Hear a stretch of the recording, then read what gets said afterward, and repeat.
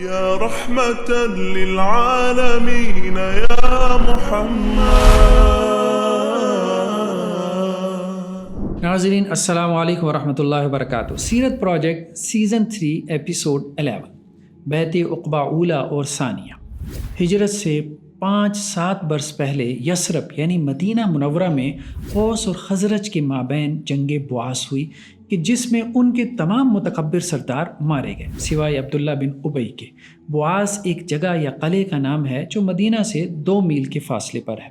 اس جنگ کی وجہ سے انصار خانہ جنگی سے تنگ آ چکے تھے اور چاہ رہے تھے کہ کسی کو اپنا مشترکہ بادشاہ بنا لیں. اس کے لیے عبداللہ بن ابی کا نام زیر غور تھا. اہل یثرب کی اسلام کی طرف مائل ہونے کی ایک وجہ تو یہ تھی. دوسرا، انصار بت پرست تھے جبکہ ان کے پڑوسی یہودی تھے کہ جن سے ان کی کبھی کبھار چپکلش ہو جایا کرتی تھی. اس پر یہود انصار کو یہ دھمکی لگایا کرتے تھے کہ آخری نبی آنے والا ہے، اس کی بعثت کے بعد ہم تمہیں سبق سکھائیں گے. حج کے موقع پر آپ علیہ السلام کی اسلام کی دعوت سن کر انصار چونک گئے تھے اور ان کے ذہن میں آیا کہ یہ تو وہی نبی معلوم ہوتے ہیں کہ جن سے یہود ان کو ڈرایا کرتے تھے. عقبہ منا میں ایک گھاٹی کا نام ہے جہاں آپ حج سے آئے ہوئے قافلوں کو دعوت دیتے تھے. ابن ہشام کی روایت کے مطابق نبوت کے 11ویں برس آپ کی دعوت سے یثرب سے آئے 6 افراد نے اسلام قبول کیا. انہیں مزید آگے دعوت پھیلانے کی تاکید کی گئی.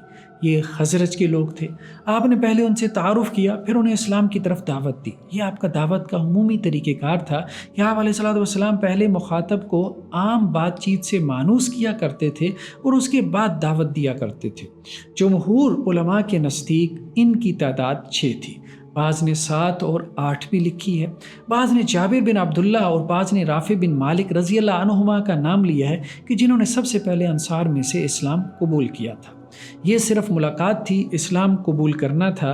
اس مجلس میں یا پہلی ملاقات میں کوئی معاہدہ نہیں ہوا تھا. ابن ہشام کی روایت کے مطابق نبوت کے 12ویں برس اہل یثرب میں سے 7 نئے افراد نے حج کے موقع پر اسلام قبول کیا. اب یہ کل ملا کر 12 ہو گئے تھے. 10 خزرج میں سے تھے اور 2 اوس میں سے تھے.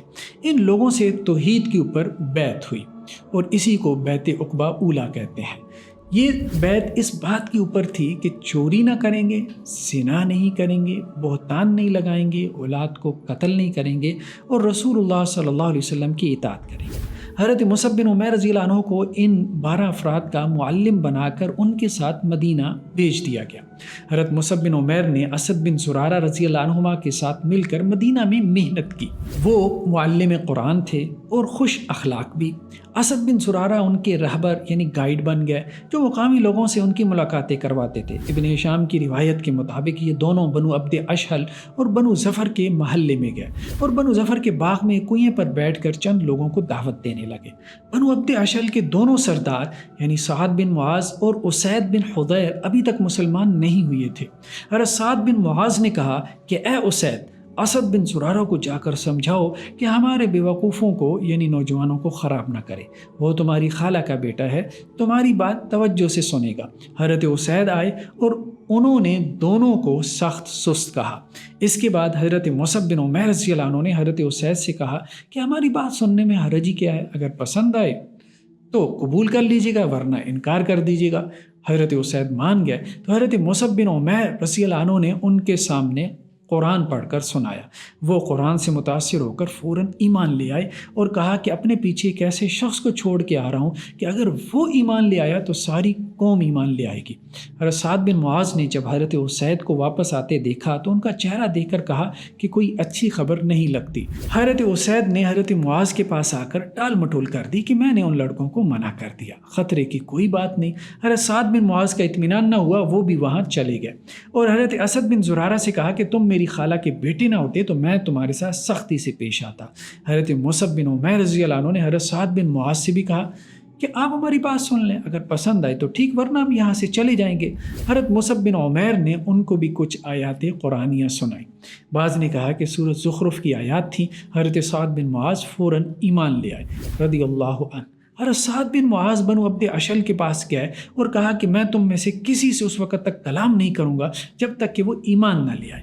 تو شام تک سب مرد اور عورتیں ایمان لا چکے تھے سوائے ایک شخص اسیرم کے کہ وہ بھی غزوہ احد کے دن ایمان لے آئے تھے اور غزوہ احد میں شہید ہوئے۔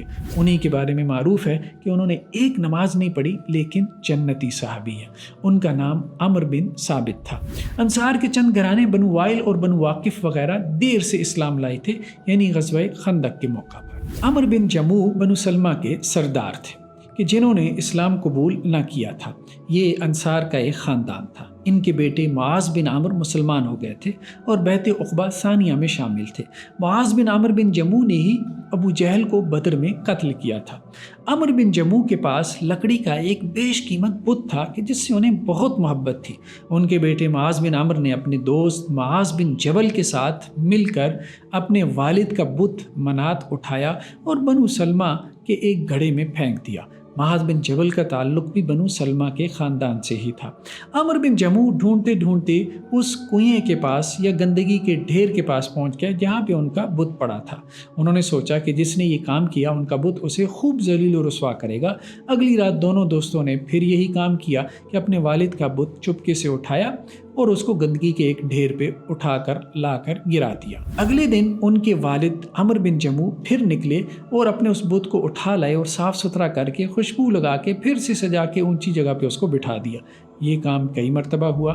آخر کار عمر بن جموح نے تنگ آ کر اپنے بت کے ساتھ ایک تلوار رکھ دی اور کہا کہ اپنے دشمن کا خاتمہ خود سے ہی کر دینا، میں اب تیری حفاظت نہیں کر سکتا۔ اب کی بار دونوں دوستوں نے بت کو ایک کتے کے ساتھ باندھا اور گندگی کے ڈھیر کے پاس چھوڑ آئے۔ عمر بن جموح صبح اٹھے تو اپنے بت کو ڈھونڈتے ڈھونڈتے وہاں پہنچے اور کہنے لگے کہ اگر تو خدا ہوتا تو آج کتے کے ساتھ نہ بندھا ہوتا۔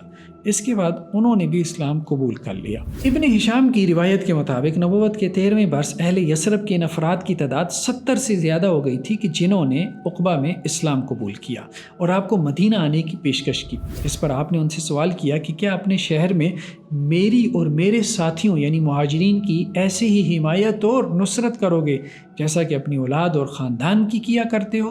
تو انہوں نے جواب دیا کہ ہاں۔ یہی دوسری بیعت کے الفاظ بھی تھے۔ اس بیعت میں یعنی بیعت عقبہ ثانیہ میں 73 مرد اور 2 عورتیں شامل تھیں۔ اس موقع پر آپ کا چچا حضرت عباس نے بھی خطاب کیا اور کہا کہ ہم نے محمد صلی اللہ علیہ وسلم کا دفاع اپنی قوم میں کیا اور شریر لوگوں کو ان سے دور رکھا، لہٰذا تم سوچ لو کہ ایک بڑی ذمہ داری اٹھا رہے ہو، کیا تم اس ذمہ داری کو پورا کر لو گے؟ اس موقع پر چند سرداروں نے انصار کو نصیحت کی کہ بیعت سوچ سمجھ کر کرو کہ اس کا مطلب کیا ہے۔ تم اللہ کے رسول کی خاطر سیاہ و سفید سے جنگ کرو گے، بھلے تمہارے مال اور اولاد سب تباہ ہو جائیں۔ اگر پھرنا ہی ہے تو ابھی سے پھر جاؤ، بیعت کے بعد مناسب نہ ہوگا۔ رات کے آخری پہر میں یہ بیعت ہوئی تھی۔ سب سے پہلے اسد بن زرارہ، پھر برا بن معرور، اس کے بعد اسید بن خزیر نے بیعت کی۔ یہ حضرت عباس رضی اللہ عنہ سے مروی ہے۔ کچھ راویوں نے اس ترتیب میں اختلاف بھی نقل کیا ہے۔ ابن ہشام کی روایت کے مطابق حضرت کعب بن مالک، برا بن معرور اور چند اور لوگ بھی حج کے لیے نکلے۔ حضرت برا بن معرور نے دوستوں سے کہا کہ میرا دل کرتا ہے میں کعبے کی طرف رخ کر کے نماز پڑھوں، جبکہ نبی کریم صلی اللہ علیہ وسلم اس وقت بیت المقدس کی طرف رخ کر کے نماز پڑھا کرتے تھے جیسا کہ ان کو اطلاع ملی تھی۔ یہ سب سے پہلے شخص تھے کہ جنہوں نے کعبے کی طرف رخ کر کے نماز پڑھی۔ یہ دونوں حضرات مکہ میں آپ کے پاس داخل ہوئے جبکہ آپ حرم میں اپنے چچا عباس کے ساتھ بیٹھے تھے۔ حضرت برا بن معرور نے اپنا عمل آپ علیہ الصلوۃ والسلام کے سامنے پیش کیا تو آپ نے انہیں فرمایا کہ آپ فی الحال بیت المقدس کو ہی اپنا قبلہ بنائیں۔ آپ علیہ الصلوۃ والسلام نے انصار پر 12 نقیب یعنی نگران بنا دیے۔ ابن ہشام کی روایت کے مطابق خزرج میں سے 9 اور اوس میں سے 3 نقیب تھے کہ جن میں اسد بن زرارہ بنو نجار کے اور اسید بن خزیر بنو عبد اشہل کے نقیب تھے، سعد بن ربی بنو حارث کے، عبداللہ بن رواحہ بنو سالبہ کے، رافع بن مالک بنو زریق کے، برا بن معرور بنو عبید کے، عبادہ بن صامت بنو سالم کے، سعد بن عبادہ ابو حزیمہ بن سالبہ کے، منذر بن حرام سالبہ بن حزرج کے، رفاع بن عبد المنصر بنو عمر بن عوف کے اور سعد بن خیسمہ بنو سلم کے نقیب تھے۔ ابن ہشام کی روایت کے مطابق تمام تر احتیاط کے باوجود قریش کو اس بیعت کی بھنک پڑ گئی اور انہوں نے صبح انصار کے خیموں میں کی، لیکن انصار نے ٹال مٹول سے کام لیا اور کوئی ثبوت ایسا نہ تھا کہ جس سے یہ بات سامنے آ سکتی، لہٰذا بات آئی گئی ہو گئی۔ لیکن قریش کو اطمینان نہ ہوا، حجاج واپس چلے گئے۔ قریش کو یقین ہو چلا تھا کہ کچھ ہوا ہے۔ دو لوگ پیچھے رہ گئے تھے، سعد بن عبادہ اور منذر بن عمر رضی اللہ عنہما۔ سعد بن عبادہ کو انہوں نے رستے میں جا لیا جبکہ منذر بن عمر مدینہ نکل گئے تھے۔ قریش نے ان کو مارنا پیٹنا شروع کیا تو ایک شخص نے ان کے کان میں کہا کہ قریش میں کوئی آپ کا جاننے والا ہے تو اس کے نام کی دہائی دو۔ انہوں نے کہا کہ جبیر بن مطعم اور حارث بن حرب بن امیہ میرے دوست ہیں کہ میں ان کے قافلوں کو پناہ دیتا ہوں جبکہ وہ مدینہ کے قریب سے گزرتے ہیں۔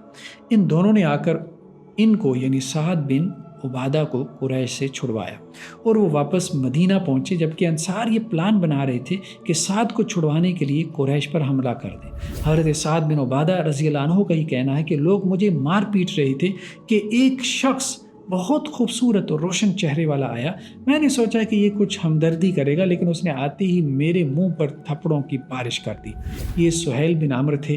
یہ وہی سہیل بن عمرو ہیں جو صلح حدیبیہ میں بھی مشرکین کی طرف سے کافی ایکٹیو رہے تھے۔ جاری ہے۔ جزاکم اللہ خیرہ۔ السلام علیکم ورحمۃ اللہ وبرکاتہ۔